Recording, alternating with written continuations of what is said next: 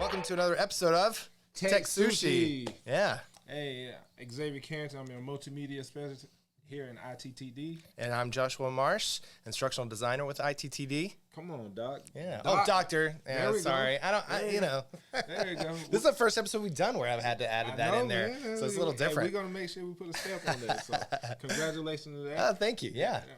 So today we have a very, very, very, very, very, very important guest. This is something that we've been pushing on this campus. It's one of the best tools and resources that I think that we have to offer both faculty, staff, and students. Josh, if you want to bring in the intro on our special guest. Yeah, so Dr. Kecia Williams-Smith, Assistant Professor of Accounting, Director of Master of Accountancy Program, and the Director of the Center for Accounting Diversity. So we're really excited to have Dr. Smith with us today. Such an amazing opportunity. We hope you really will take in all of the different resources and information that they're going to share with you, because I think this is a program, like you were saying, it's fantastic, that's offered here at NCA&T, and there's just so many amazing benefits. And we look forward to having this discussion and having you learn some more about what's going on. Now, although we have the great Dr. in today, we're not talking about accounting or accounting. She is going to be highlighting LinkedIn Learning. This is a great, great, great show, y'all. So make sure y'all tap in and follow through the episode. We're going to have some good information for you. So we're going to go ahead and bring Dr. Smith up, and we're going to get right to it. Hey, Dr. Smith, how you doing? Wow, it's amazing to be here in this space. And, yeah, I'm not going to talk about accounting if I can help it. Okay. It might slip out. Well, I'm excited about it. I am an avid user of LinkedIn Learning. Yeah. And but first, let's talk about a little bit about your career. How you got started here in North Carolina A&T? Oh, wow. So how much time do we have? All right, Knock so yourself out. I'm an Aggie alum, and so I graduated in the mid-90s, 1995, as an accounting major, imagine that, and went out into the profession. But because I was so inspired by the professors here, I was like, I want to get an accounting PhD when I grow up. Other people want to jump out of planes and skydive. I wanted to get an accounting PhD. So that's what I did. I went to Texas A&M, so I'm a double Aggie, and got my PhD and came into academia after having about 17 years in the profession.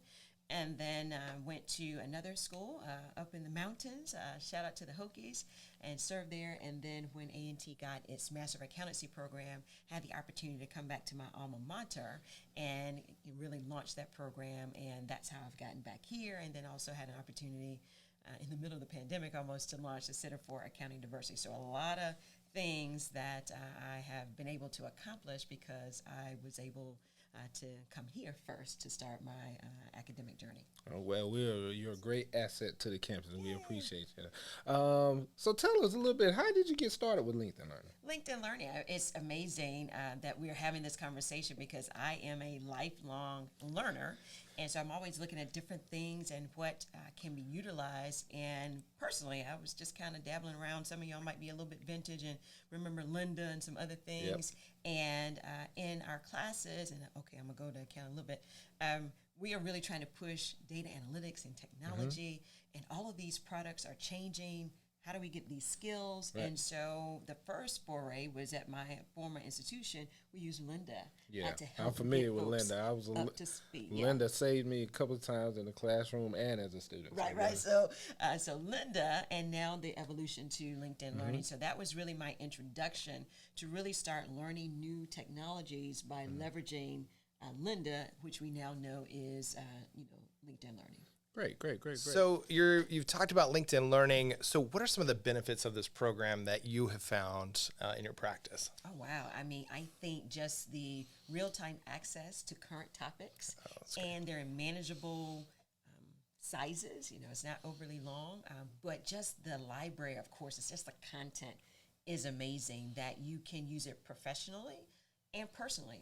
There are some courses around wellness and mindfulness, and then when you talk about professionally, whatever your discipline is, I just think I'm a kid in the candy store when it comes to books and learning. So it's just the breadth of content that I think is so helpful in LinkedIn Learning, and you can do it at your own pace. That's fantastic. And it's also kind of intuitive. After a while, it starts suggesting courses for you. So I just like the variety of courses. That's fantastic. So tell us, you're talking about content and learning. So what are some of the benefits relating to, or even the relationship that you have found in your experiences with teaching and learning as you're applying this program? Yeah, and so I think it is, when we think about everything we have to do in the classroom, sometimes we have to get ourselves up to speed before we can get the students up to speed. And so that was one of the leverage points. In our discipline, like a lot of disciplines, we're really moving toward different technology and analytics and how do we understand big data. Well, when I was here on the yard, we barely had some Apple computers.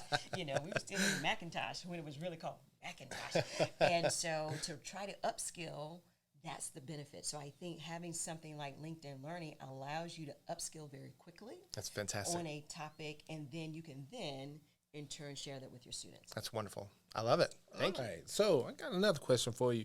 If I'm trying to get started in LinkedIn Learning, what are some tips that you can give me? Yeah, so one, you will link your LinkedIn Learning account with your LinkedIn profile. So that's, kind of the first kind of step. But one of the things, you don't want to get overwhelmed, because once you go into LinkedIn Learning, oh my gosh, it's just so much. So I think, once you are thinking about what topic am I interested in? And then as a faculty member, you're trying to think about, is there something that I can integrate into my classroom as well? Okay. And so one of the things you'll think about is whether I'm just going to be a user, or do I need to be a content creator? Because that's where that's the magic fun. That's where happens. the magic is. And so, you can always just use it just for your courses. And if you're trying to get, my discipline, as a CPA, you have to have continuing education. Other disciplines have the same. So you can always be a user and take your courses, but becoming a content creator, that's where the magic That's happens. where the magic is. That's what we're here. We're creating some good content. Right. So tell me what some of the things that I should avoid while utilizing LinkedIn Learning. Yeah, so doing too much, being team too much, right? So don't, overwhelm yourself with a lot of courses, but just really think about your plan. So for me, when I'm thinking about how I'm going to implement it, I will think about, all right, what content does students need, and really kind of have a plan of action before just jumping into LinkedIn, clicking on a lot of courses. Gotcha. That's kind of the pitfall, because you don't feel like you are using it. So you really have to have a strategy for using LinkedIn Learning. Yeah, that's one of the things I like about LinkedIn Learning. You're able to, they'll give you a workshop and a whole bunch of list of courses, but you can be specific, especially when you're creating courses and guidelines, work guidelines for the students and stuff. I enjoy that much. So tell me, you kind of seem like someone who's always, you were talking about strategizing and thinking ahead. So what is the future of LinkedIn Learning for you? What do you see using this program as it's moving forward, and in your own work? What do you see using this as you move forward? Yeah, and I think one of the greatest uses that I have implemented LinkedIn Learning is that you heard earlier, I'm here as the Master of Accountancy Program Director, and we get students from A&T and from all over the place, and with trying to introduce them to new analytic tools and things of that nature, it's a little scary to say, oh my goodness, do I have to teach them all of this stuff from the ground up? So what I was able to do is, because you can be a content creator, I came up with a learning path for them. Cool. And so that's really where I think faculty members can really utilize LinkedIn Learning with putting together a learning path for their students. So it's almost what we talk about in instruction. We're flipping the classroom, taking some of that content out. LinkedIn Learning, they have content creators that are experts. Wow. Once we understand that, then we can put a learning path together for our students, have them do that, and either integrate it as an assignment, or the way I use it in the master's program, it was really their upskill work. I found like 4 or 5 courses, told them what they needed to do, the time frame, and then when you're in LinkedIn Learning, when you do a learning path, you can actually share it with another user.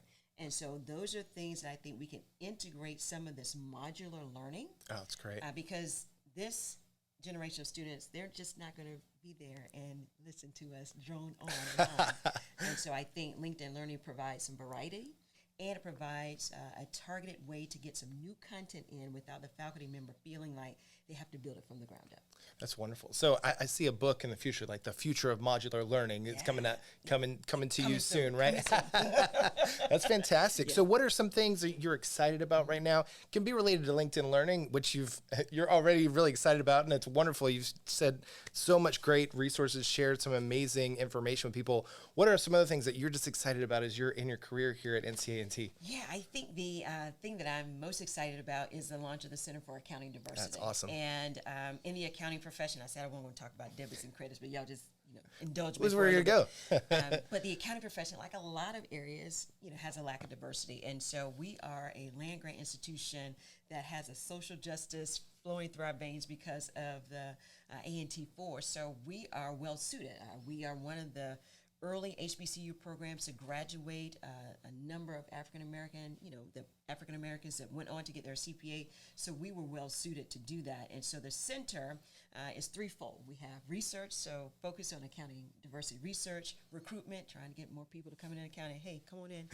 And then thirdly, resources. And this is where LinkedIn Learning has been an intersection point, because I felt it wasn't just great for us to learn about LinkedIn Learning. I had a colleague over at Winston-Salem State that said, hey, I use LinkedIn Learning in my class. Wow. I pull in the modules they use, I believe, Canvas. And so we talked about it. And then we did a workshop with the LinkedIn Learning people to talk about how you can use LinkedIn Learning in your class. And then I got grant funding through the center to buy licenses for others to use it. So the center is a place that once we learn about something that's an innovation, we can push this out to faculty members, to students, to others, so that we all kind of move forward and move diversity forward in the profession. But this was a very cool intersection with a learning tool and kind of an initiative to move through diversity, because once you get the faculty members upskilled, then they can get their students upskilled.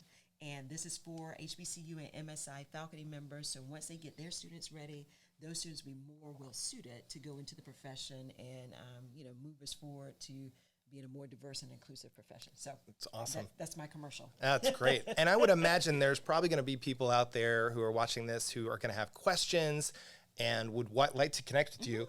What would be the best way for them to connect with you? And we'll put it like down here along the bottom. But yeah. I mean, since we're talking about LinkedIn Learning, right. Well, follow me on LinkedIn. Yes. So you can follow me on LinkedIn, Kecia Williams-Smith, PhD, CPA. If you're here at the university, you want to do it the good old-fashioned way, kwsmith3 at ncat.edu. And then if you're interested in the center, you can send us a note to the center, THECENTER, the center at ncat.edu.